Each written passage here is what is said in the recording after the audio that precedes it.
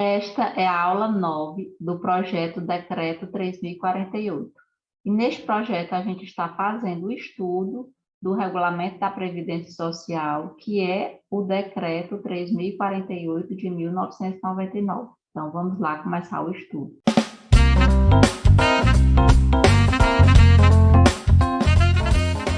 Olá, seja bem-vindo ao canal Simplifica INSS. Eu sou Lívia Oliveira, idealizadora deste canal, e estou aqui para simplificar todos os procedimentos relacionados ao INSS. E este é o projeto que eu intitulei de Projeto 3048, onde a gente está fazendo a leitura e uma breve explicação do que contém no Decreto 3048 de 1999, que é o conhecido Regulamento da Previdência Social. É o normativo pelo qual a lei de benefícios do INSS foi regulamentada. Desde já, eu te convido a se inscrever neste canal, ativar o sininho das notificações, pois aqui o conteúdo ele é pensado para ajudar o segurado do INSS e para ajudar também a quem está iniciando na sua jornada do direito previdenciário.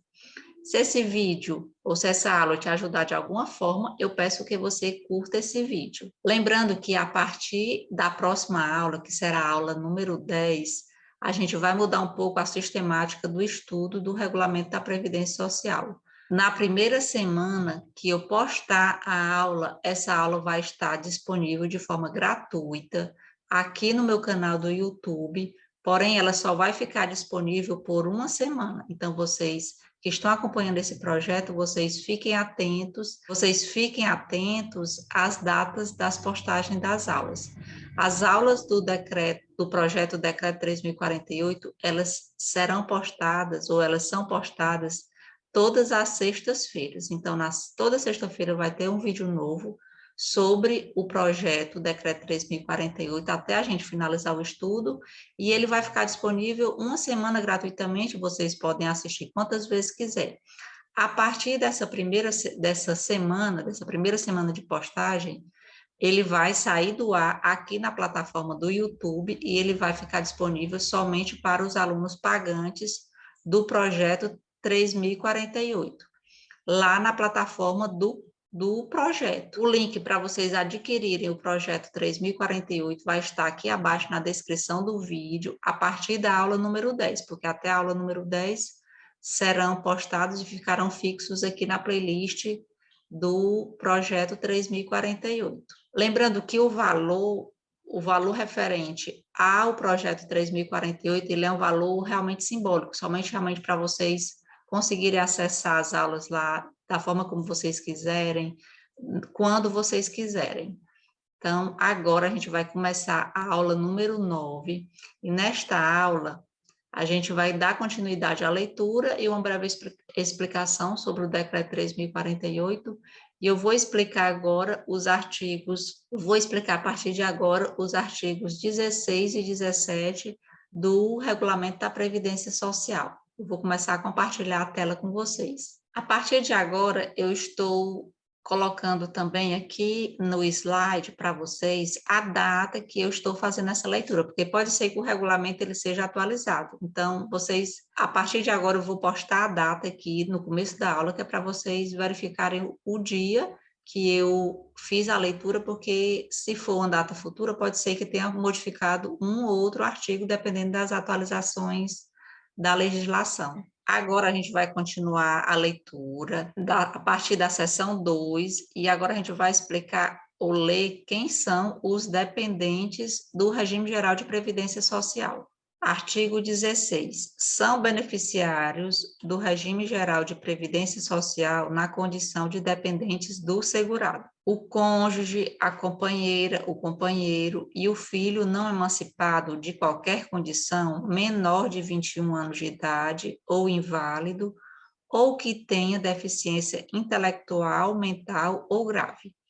Essa foi uma redação, foi uma atualização da lei, do decreto 3048 pelo decreto 10.410 de 2020.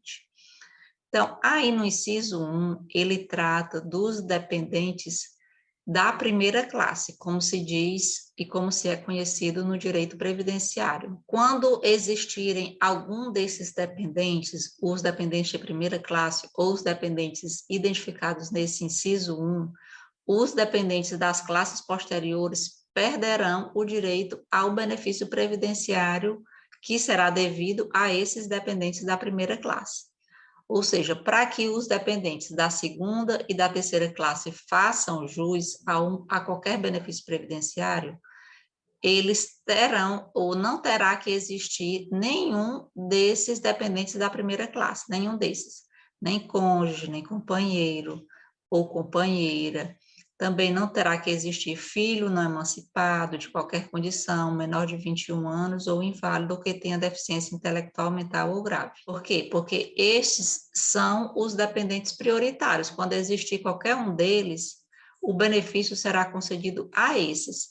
E se existir mais de um desses dependentes de primeira classe, o benefício ele vai ser dividido entre todos esses dependentes de forma igual. Inciso 2, os pais. Os pais são os dependentes de segunda classe.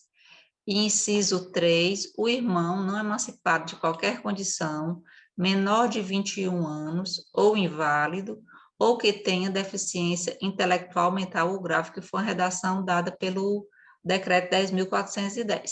Aqui trata-se dos irmãos de terceira classe. Então, você pode ter a seguinte dúvida, quer dizer que o irmão ele pode receber a pensão de outro irmão? Pode sim, desde que esse instituidor do benefício seja segurado do INSS e que não existam os dependentes das classes anteriores, principalmente da classe número 1, desde que não exista dependentes nem da classe 1 e nem da classe 2, porque existindo dependente da classe 1, o benefício será devido da classe 1. Existindo dependente da classe 2 e não existindo da classe 1, o benefício será devido à classe 2. E não existindo nenhum e nem dois, nem classe 1 e nem classe 2, o benefício pode ser concedido à classe 3, que é o irmão não emancipado de qualquer condição, menor de 21 anos, aquele irmão que é menor de 21 anos, que ainda não é emancipado, ou que é inválido, ou que tem alguma deficiência intelectual, mental ou grave. Parágrafo 1º. Os dependentes de uma classe, de uma mesma classe, concorrem em igualdade de condições. Vamos lá explicar isso, que é, quer dizer, os dependentes, qualquer um desses da primeira classe, cônjuge, companheiro, filho de qualquer condição, ou menor de 21 anos que tenha deficiência intelectual ou grave, ou até maior de 21 anos que tenha deficiência intelectual ou grave, eles concorrem em igualdade de condições em si, ou seja, o benefício ele pode ser concedido para o cônjuge, ele pode ser concedido para o filho, ou ele pode ser para o filho menor de 21 anos, ou ele pode ser concedido para o filho maior de 21 anos, ou para todos eles em igualdade de condições. Parágrafo 2º. A existência de dependente de qualquer das classes deste artigo exclui do direito às prestações os das classes seguintes. O que eu já expliquei anteriormente, quando existir o da classe 1, vai excluir o da classe 2 e 3. Se não existiu o da classe 1 e existiu o da classe 2 e da classe 3, vai ter direito da classe 2. Se não existir nem o da classe 1 e nem o da classe 2, vai ter direito o da classe 3, contanto que ele cumpra todos os requisitos que a lei determina. Parágrafo 3º. Equiparam-se a filho. Equiparam-se a filho é que tem as mesmas condições dos filhos, é a mesma coisa que seu filho para o direito previdenciário. Na condição de dependente de que trata o inciso 1 do caput, exclusivamente o enteado e o menor tutelado, desde que comprovada a dependência econômica na forma estabelecida no parágrafo 3º do artigo 22. Então, para que essas pessoas, que são o enteado e o menor tutelado, para que eles se equiparem aos filhos, ou ao filho de qualquer condição, eles têm que comprovar a dependência econômica. Comprovou a dependência econômica, então ele vai ter direito como se fosse o filho ou como se fosse o enteado, vai ter direito como se fosse o filho e o menor tutelado também vai ter direito como se fosse o filho, da mesma forma, em igualdade de condições. Parágrafo 4º. O menor sob tutela poderá ser equiparado aos filhos do segurado mediante a apresentação de termo de tutela.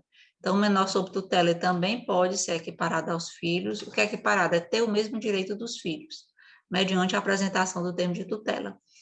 Se existe um menor sob guarda e há o termo de tutela e é apresentado esse documento, existe filho e existe menor sob guarda, os dois terão o mesmo direito ao benefício, ou seja, o benefício vai ser dividido para os dois. Considera-se, parágrafo 5º, considera-se companheira ou companheiro a pessoa que mantém união estável com o segurado ou segurada. Então, é companheiro aquele que mantém a união estável com o segurado. Parágrafo 6º. Considera-se união estável aquela configurada na convivência pública, contínua e duradoura entre pessoas estabelecida com a intenção de constituição de família. Observado o disposto no parágrafo 1º do artigo 1723 da Lei 10.406 de 2002, que é o Código Civil, desde que comprovado o vínculo na forma estabelecida no parágrafo 3º do artigo 22. Esse parágrafo ele é muito importante, porque a união estável ela é caracterizada conforme é definido lá no Código Civil. Do mesmo jeito que está definido lá, é caracterizado a união estável para o INSS, para o Regime Geral de Previdência Social. Porém, para o INSS, essa união estável ela deve ser comprovada por meio de documentos. Por isso que aí ele diz que deve ser comprovado o vínculo. Por quê? Porque deve ser comprovada o vínculo de união estável. Para que esse companheiro, ou que essa companheira faça jus ao benefício do que ele pretende pleitear, ele tem que comprovar a sua união estável. Além de comprovar que o segurado que o instituidor do benefício é segurado do INSS, tem que comprovar o vínculo de união estável com esse segurado. Parágrafo 6º. As provas de união estável e dependência econômica exigem início de prova material contemporânea dos fatos, produzido em período não superior aos 24 meses anteriores à data do óbito ou do recolhimento à prisão do segurado. Não admitida a prova exclusivamente testemunhal, exceto na ocorrência de motivo de força maior ou caso fortuito. Essa foi mais uma atualização do Decreto 10.410. O Decreto 10.410 de 2020, ele atualizou o regulamento a partir das mudanças da reforma da Previdência. Por isso que a gente está fazendo esse estudo. E o que é que ele diz nesse parágrafo 6º? 6º A, na realidade. Ele diz que as provas de união estável e da dependência econômica, quando for companheiro ou companheira, é prova de união estável. Quando for pais, irmãos, vai ser prova de dependência econômica. Elas exigem que tenha um documento da época do fato que ele pretende alegar, ou seja, da época que esse segurado mantinha a união estável. E ela deve ser não superior a 24 meses da data do óbito ou do recolhimento à prisão, ou seja, ela deve ser daquela data da prisão ou daquela data do óbito até 24 meses anteriores, ou seja, tem que ter uma prova nesses 24 meses, para que consiga comprovar essa união estável ou essa dependência econômica. Aqui é um pouco complicado, mas a forma mais correta para que vocês raciocinem sobre esse parágrafo 6A é essa analogia que eu estou explicando para vocês. Tem a data do óbito e tem a data do recolhimento à prisão, vocês vão contar 24 meses para trás e vai ter que ter uma prova dentro dessa data, entre os 24 meses até a data do óbito, até a data da prisão. Exceto, como fala aqui, se decorreu-se de um caso de fortuito ou força maior. E aí vocês vão ter que comprovar esse caso fortuito ou esse caso de força maior. Parágrafo 7º. A dependência econômica das pessoas de que trata o inciso 1 é presumida e a das demais pessoas deve ser comprovada. O inciso 1, quem é? É o cônjuge, o companheiro e os filhos menores de 21 anos ou equiparados. Então, essas pessoas, a sua dependência econômica é presumida, ou seja, não precisa comprovar. Já a das pessoas seguintes, que são os pais e os irmãos menores do que 21 anos ou inválidos, se maior do que 21 anos, ela deve ser comprovada por meio de documentos. Que documentos são esses? Os documentos que comprovam a dependência econômica. A gente vai já estudar que documentos são esses. Parágrafo 8º. Para os fins do disposto na linha C do inciso 5 do caput do artigo 114, em observância ao requisito previsto no parágrafo 6A, deverá ser apresentado ainda início de prova material que comprove união estável pelo período mínimo de 2 anos antes do óbito do segurado. Vamos lá, explicar o que é que diz especificamente esse parágrafo 8º. Quando se tratar de benefício para companheiro ou para companheira, vocês obrigatoriamente deverão apresentar o início de prova material. O início de prova é uma prova, né? Pelo menos uma prova dentro o que comprove o período de 2 anos de manutenção dessa união estável, porque se a união estável está mantida há menos de 2 anos, ele não vai fazer jus a esse companheiro ou essa companheira não vai fazer jus ao benefício de forma integral.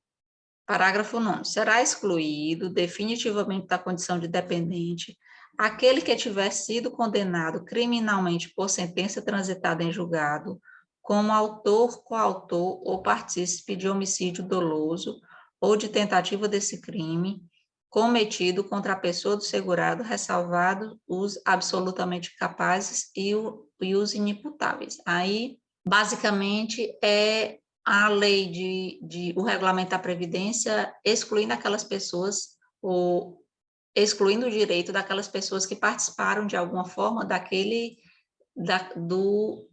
morte daquele segurado para que ele consiga a pensão por morte. Então, se o dependente ele participou de uma forma comprovada criminalmente, se ele foi condenado criminalmente por uma sentença que já transitou em julgado, ou ele foi autor, ele foi coautor, ele participou de alguma forma desse homicídio doloso ou de tentativa de crime contra essa pessoa que instituiu o benefício, ele vai ser excluído do direito à pensão por morte. Artigo 17. A perda da qualidade de dependente ocorre. Agora a gente vai estudar como é que ocorre a perda da qualidade de dependente. Quando é que o dependente deixa de fazer jus ao benefício? Para o cônjuge, pelo divórcio ou pela separação judicial ou de fato, enquanto não lhe for assegurada a prestação de alimentos. Pela anulação do casamento, pelo óbito ou por sentença judicial transitada em julgado. Então, quando é que o cônjuge vai ter direito a... Vai ter direito não, vai ser excluído do benefício, da qualidade dependente, quando ele se divorciar, quando ele separar-se judicialmente, se divorciou ou separou judicialmente, ele não recebe prestação de alimentos, ele vai ser excluído dessa condição de dependente, mesmo que no papel ele seja casado, mas ele se separou só de fato, ele vai ser excluído da condição de dependente, desde que ele não receba pensão alimentícia. Se o casamento for anulado, ele também vai perder a sua qualidade de dependente. Se ele falecer, ele vai perder a qualidade de dependente, obviamente. E se for determinada judicialmente essa perda da qualidade segurada por sentença judicial transitada em julgado, ele também perde a qualidade de dependente. 2. Para a companheira ou companheiro, pela cessação da união estável com o segurado ou segurada, enquanto não lhe for garantida a prestação de alimentos. O que significa, se o companheiro ou se a companheira recebe pensão alimentícia, ele vai ter direito mesmo que exista a separação daquela pessoa que era instituidor do benefício.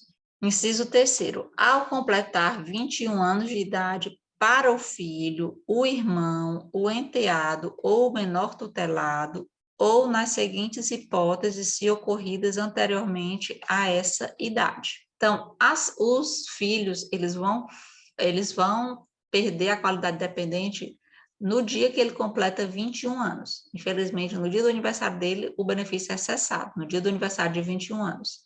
Claro que se ele não é um dependente inválido ou com alguma deficiência, neste caso, ele vai sim poder ter direito até enquanto durar a deficiência ou até enquanto persistir a deficiência, a incapacidade, vamos dizer assim. E agora a gente vai estudar um pouquinho quais são as condições que vão fazer com que esse filho ele perca essa qualidade dependente.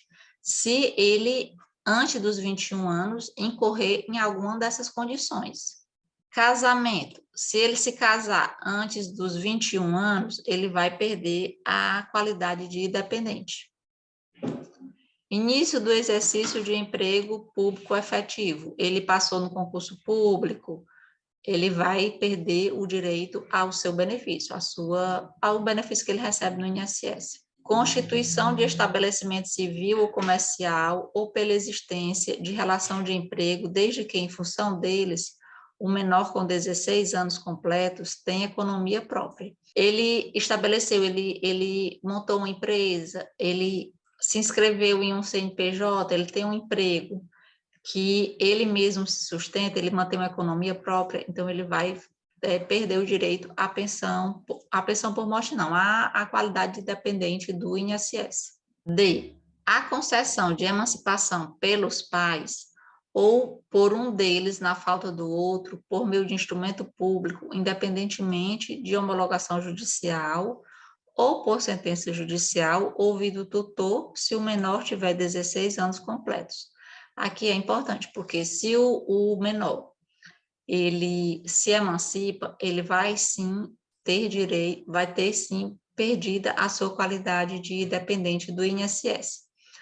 Ou se ele se emancipa pelos pais, ou se ele se emancipa por um dos pais, na falta do outro, por meio de um documento público, de um documento que foi feito lá no cartório. Ou se existir uma ação judicial para decretar a emancipação desse maior de 16 anos e menor de 18 anos, ele também vai perder a sua qualidade de dependente. Quarto, para os dependentes em geral. Para os dependentes em geral, o quê? Quando é que há a perda da qualidade de dependente para os dependentes em geral? A. Pela cessação da invalidez ou da deficiência intelectual, mental grave, qualquer tipo de dependente, que é um dependente que tem invalidez ou que tem deficiência intelectual, mental ou grave, a partir do momento que cessa a invalidez ou essa deficiência, ele vai perder a manutenção da qualidade dependente. E pelo falecimento, quando a pessoa falece, ela perde a qualidade dependente. Parágrafo 1º, o filho, o irmão, o enteado e o menor tutelado, desde que comprovada a dependência econômica dos três últimos, por quê? Porque a dependência econômica do filho ela é presumida. Se inválidos ou se tiverem deficiência intelectual, mental ou grave, não perderão a qualidade de dependentes, desde que a invalidez ou a deficiência intelectual, mental ou grave tenha ocorrido antes de uma das hipóteses previstas no inciso 3º do caput.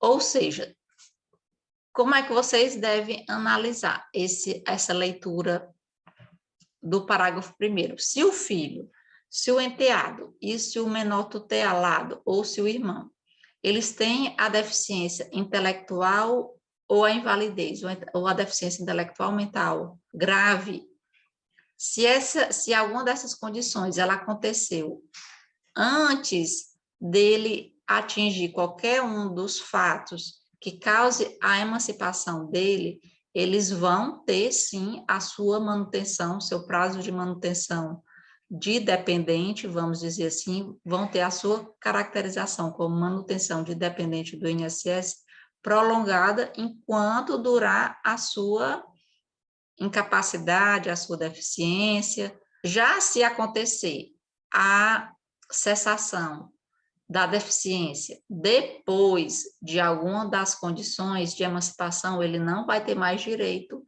à sua qualidade de dependente, uma vez que ele já perdeu a qualidade de dependente no momento que aconteceu a emancipação dele. Parágrafo 2º. Para os fins do disposto no parágrafo 1º, a data de início da invalidez ou da deficiência mental ou grave será estabelecida pela perícia médica federal, ou seja, para que seja avaliado esse caso de quando foi que aconteceu a perda da qualidade a perda da incapacidade ou a perda a cessação, no caso, não é a perda não, é a cessação da incapacidade ou a cessação da deficiência em si, ela tem que ser avaliada pela perícia médica.